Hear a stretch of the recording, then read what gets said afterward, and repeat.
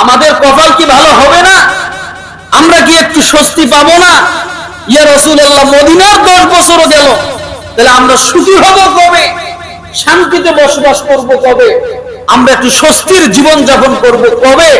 এই প্রশ্ন করে বসছেন সাহাবায়ে কেরাম। কাকে? কথা বলে রাসূলকে প্রশ্ন করে বসছেন। আল্লাহর নবীকে যখন প্রশ্ন করলেন, আল্লাহর নবীর নিজের কাছে সে জবাব নাই। আল্লাহর নবী মাথা নিচু করে দিলেন। সাহাবী যা বলেছে তা সবই সত্য। 13 বছর পার করলো নির্যাতন সহ্য করতে করতে, জুলুম অত্যাচার নিষ্ঠুরতা সহ্য করতে করতে পার করলো। এরপরে 10 বছরের মধ্যে আসলাম শান্তির খোঁজে, কিন্তু 10 বছরে 66টা যুদ্ধে অংশগ্রহণ করা লাগলো। আমার সাহাবীরা যা প্রশ্ন করেছে এর জবাব আমি কেমনে দিব? 10 বছর শেষ হয়ে যাচ্ছে, কিন্তু কবে আমরা শান্তির দেখা পাবো? কবে আমরা ইসলামী রাষ্ট্র কায়েম করতে পারবো? এই প্রশ্ন যখন রাসূলকে করলেন, রাসূলের কাছে জবাব না। আল্লাহর নবী মাথা নিচু করে যখন থাকলেন, এমন সময় আমার আল্লাহ,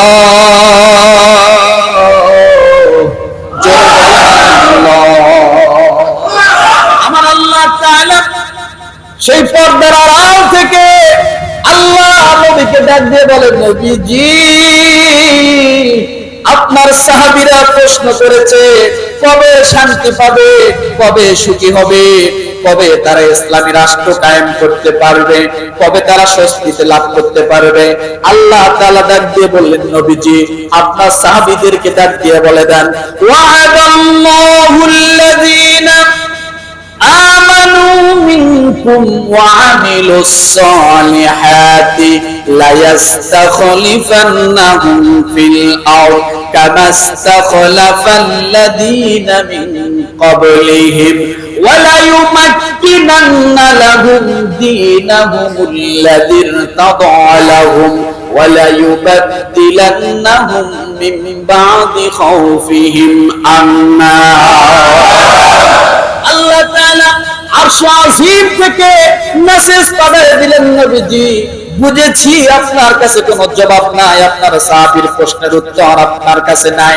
মাথাটা নিচু করে দিয়েছেন নবীজি, আপনি মাথাটা উঁচু করেন, আমি আল্লাহ আপনার সাহাবীদের জবাব দিয়ে দিচ্ছি। আরো জোরে বলেন, আপনার সাহাবীদের জবাব দিয়ে দিচ্ছি।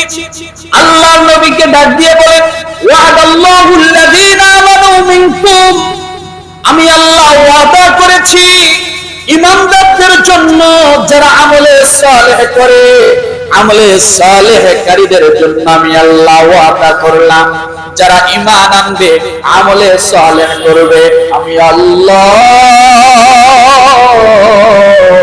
আমার বান্দাদেরকে 1 নম্বরে আমি আল্লাহ তামাম দুনিয়ার জন্য আমি আল্লাহ খেলাফত দান করে দিব। আরো জোরে, আরো জোরে। আল্লাহ বললেন, 1 নম্বর শর্ত হলো আমি আল্লাহ তাআলা আমার বান্দাদেরকে ঈমান আর আমলে সালেহের বিনিময়ে আমি আল্লাহ তাদেরকে রাষ্ট্র ক্ষমতা দান করে দিব। কাজ কি? ঈমানে আমল সালেহ। সূরা নূর আয়াত নাম্বার 55। কত? আমার ভাইরা, এই যে ঈমানে আমলে সালেহ কাকে বলে ভালো করে বোঝেন। হাজারো দৃষ্টান্ত আমাদের দেশে বর্তমান সময়ে যা দেখা যায়, ছোট্ট একটা মাসুম বাচ্চা কথা বলতে পারে না, একটা সাইকেল কেনার জন্য ব্যাংকে অল্প অল্প টাকা গুছায় আছে, বিভিন্ন জন বিভিন্ন সময় উপহার হিসেবে তাকে দিয়েছে, গিফট করেছে। ওই বাচ্চাটা আজকে মানুষের প্রতি দয়া উদ্রেক হয়ে বাচ্চার মধ্যে একটা মায়া মমতা যখন তার ভিতরে চলে আসছে, আজকে বন্যা কবলিত এলাকার মানুষের জন্য ওই শিশু বাচ্চার ব্যাংকটা নিয়ে আসছে, যে আমি এই জায়গায় টাকা দিচ্ছি আমার বন্যা কবলিত এলাকার মানুষের জন্য। আমলে সালেহ কাকে বলে মুসলমান ভালো করে বোঝে। একটা সাধারণ রিকশাওয়ালা গরিব মানুষ, আমার যে রিকশাওয়ালা ভাইদের উপরে দীর্ঘ 17 বছর পর্যন্ত 16 বছর পর্যন্ত স্টিম রোলার চালানো হয়েছে, ভালো করে মনে রাখেন, আমার মুসলমান, একটা গরিব দুটি ভাই আমার রিকশা চালায়, অনেক কষ্ট করে হয়তো কিস্তির টাকা দিয়ে, নিজের শ্রমের টাকা দিয়া বিভিন্ন হাওলাত করে একটা যখন অটো গাড়ি কিনেছে, একটা অটো গাড়ি কেনার পরে যখন রাস্তায় নামলো, রাস্তায় নামার সঙ্গে সঙ্গে ঝড়ের মতো বেগের মতো তার কাছে চলে আসলো পুলিশ বাহিনীকে প্রতি 10 দিনে 2500-2600 টাকা দিতে হবে। 2600 টাকা যদি না দেয় ওই গরিব মানুষটা রাস্তায় গাড়ি চালাইতে পারবে না। মাসে প্রায় 8000 টাকা কমিশন দেওয়ার পরে তারপরে একটা অটোওয়ালা এই রাস্তার মধ্যে রিক্সা এতদিন চালাইছে, বলা ঠিক কিনা? একটা রিক্সা চালা তার কাছ থেকে মাসে 8000 টাকা এই বদমাশ এরা খাইছে, খায় না? দেন নাই আপনারা? বছরে কত হয়? মাসে 8000 টাকা যদি হয় বছরে কত হয়? প্রায় 1 লক্ষ টাকা একটা গরিব রিক্সাওয়ালা বছরে তার অটোর ট্যাক্স দিয়ে তারপরে তাকে রোডে গাড়ি চালাইতে হয়েছে। আর একটা প্রাইভেট কার হয়তো ট্যাক্স বেশি বেশি 30,000 টাকা বছরে দেয়। ও মুসলমান, এই ঘাম ঝরানো মানুষটার কাছ থেকে যখন অটোটা নিয়ে যায়, হয়তো তার ফ্যামিলিতে অসহায় অবস্থায় আছে, আজকে বাজার করবে টাকা নাই, কালকে কিস্তি দিবে টাকা নাই, ঘর ভাড়া দিবে বাড়িওয়ালা চাপ দেয়, দোকানদার চাপ দিয়েছে, কিন্তু এমন মুহূর্তে তার অনেকগুলো প্ল্যান থাকে তার মনের ভেতরে, একটা গরিব মানুষ।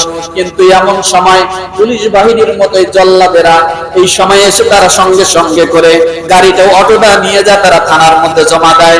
যদি না দাও তাহলে 2500-2600 টাকা দাও, তোমার গাড়ি এক্ষণে ছেড়ে দিব। ওই রিক্সাওয়ালার মানবতা কত দেখেন। এই বন্যা প্লাবিত এলাকার জন্য একজন মুরব্বী চাচা, সাদা দাড়ি পাকা মুরব্বী মানুষ, অল্প অল্প করে প্রায় 22,000 টাকা গুছায় আছে। 22,000 টাকা নিয়ে আল্লাহ বান্দার টিএসসির মধ্যে গেল, যায় বলল এই 22,000 টাকা আমি একজন রিক্সাওয়ালা হয়ে বন্যা কবলিত প্লাবিত মানুষের জন্য আমি দান করে দিলাম। এরাই তো মানুষ, এরাই তো মানুষ। এই বন্যা প্লাবিতের জন্য আমার কাছে প্রমাণ আছে, প্রতিবন্ধী হাঁটতে পারে না, সেও তার প্রতিবন্ধী সে ভিক্ষা করা গামলার থেকে 10-20 টাকাও সে ওই টিএসসি দিচ্ছে। আমার ভাইরা, এই যে সোনার মানুষগুলোর চেহারা কেমনে দেখা যায়? কারণ আল্লাহ তাআলা নিজে বলেছেন, ওয়াদাল্লাহুল্লাযীনা আমানু মিনকুম ওয়া আমিলুস সালিহাত লা ইস্তাখলিফান্নাহুম ফিল আরদ। ও মুসলমান, আজকে 1 মাস আগে তো এরকম জনদরদি আমরা তেমন একটা দেখতে পাই নাই। যখন এই 1 মাস পার হয়ে গেল, 5 তারিখের পর থেকে হাজারো জনদরদি নিজের জীবনটা বিলিয়ে দেওয়ার জন্য এই দেশের জন্য এক পায়ে খাড়া আছে না আছে? ও মুসলমান, রব্বুল আলামিন বললেন যারা ঈমান আনবে, ঈমানের সাথে আমলে সালেহ করবে, লা ইস্তাখলিফান্নাহুম ফিল আরদ, জমিনের খলিফা আমি আল্লাহ তাদেরকে বানাবো, জমিনের নেতা আমি আল্লাহ তাদেরকে বানাবো, রাষ্ট্র ক্ষমতা আমি আল্লাহ তাদেরকে দিব। শুধু তাই নয়, আল্লাহ বলেন কামাস্তাখলিফান্নাহুম মিন ক্বাবল আল মিন ক্বাবলিহিম, আল্লাহ বলেন তোমাদের পূর্বে যারা এরকম ছিল তাদের দিকে তাকাও। আপনি তাকান, সুলাইমান আলাইহিস সালাম সারা দুনিয়া কেমনে শাসন করেছে। আজ থেকে 200 বছর আগে আপনি মুসলমানের ইতিহাস তাকান, 850 বছর পর্যন্ত এই ভারতবর্ষ মুসলমানরা রাজত্ব করেছিল।